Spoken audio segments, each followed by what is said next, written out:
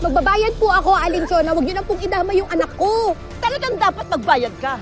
Dahil pag hindi ka nagbayad, kayong dalawang mag-ina, ibabaon ko kayo dyan! Naintindihan mo? Opo, pasensya na po kayo, Aling Chona.